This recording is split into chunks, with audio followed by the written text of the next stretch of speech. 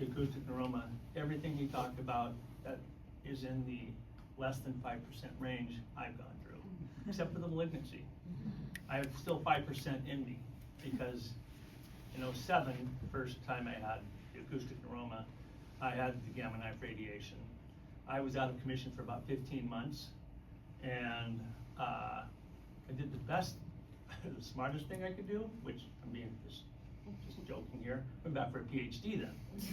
So then, I go in for a PhD in '09, and annual MRIs like Dr. Hodgson had mentioned, and in '15 there was a blip, and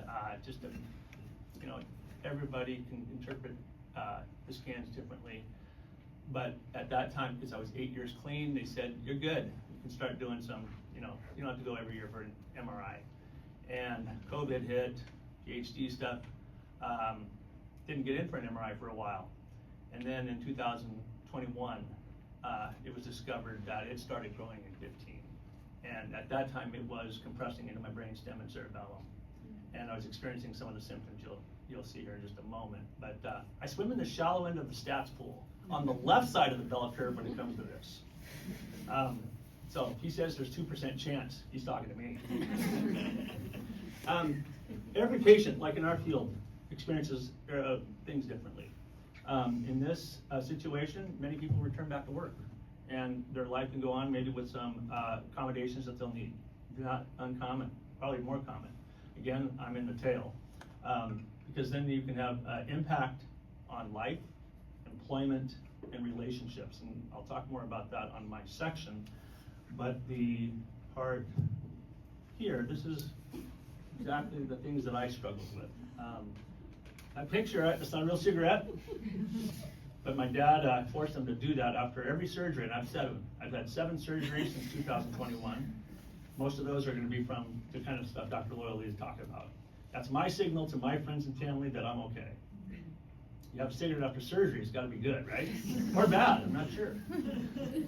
These are my outcomes that I experienced since 2021 after Dr. Hodgson and Dr. Johnson.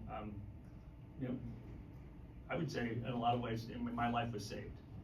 So left side hearing loss, I have 0 hearing on my left side. If you put me on audio in the booth, I would probably be at 110, I wouldn't even know you're there. DV. Vestibular challenges, I still have vestibular challenges. Now I'm 3.5 years post. I trip, I fall, I have to look at the floor. I'm not very graceful in some situations, or most actually. I do have facial nerve damage complete. Dr.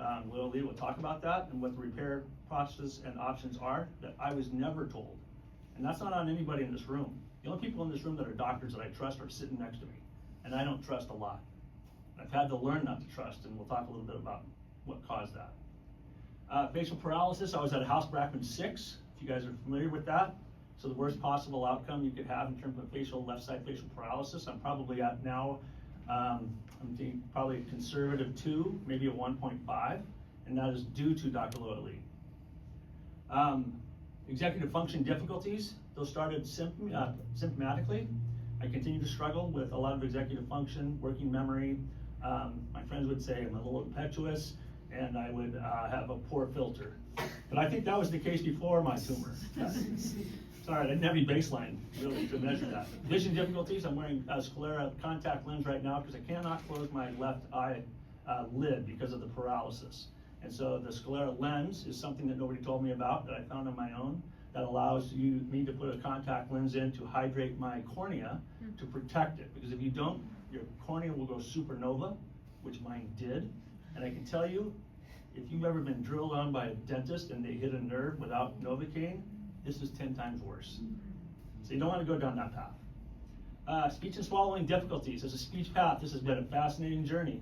I can hear every distortion, right? My labials, fricatives, anything that requires both of those things at once in a blend, I can hear it, I can feel it, and then of course everybody says, oh, you sound great, Frank. I'm like, no, I don't. At least I don't think so, because I can feel it, and that's my perception. I probably would pass an intelligibility screening test at 90% plus. But right now I can even feel it, like I can feel drool on my lip. Those are the side effects. Employment and relationship difficulties, they exist big time. You gain them and you lose them. And it's a part of my part that I'll talk about. And then ongoing MRI monitoring. That's gonna be my life. With the 5% that's still in there, even though Dr. Hodgson talks about the limited ability or possibilities of those things can go sideways, again, I'm in that shallow end. So I think until I tap out, the MRI is part of my world. So I'm gonna hand it over to Dr. Leo Lee from OHSU. She is a fabulous surgeon and she has significantly changed my life. Thank you. Thank you.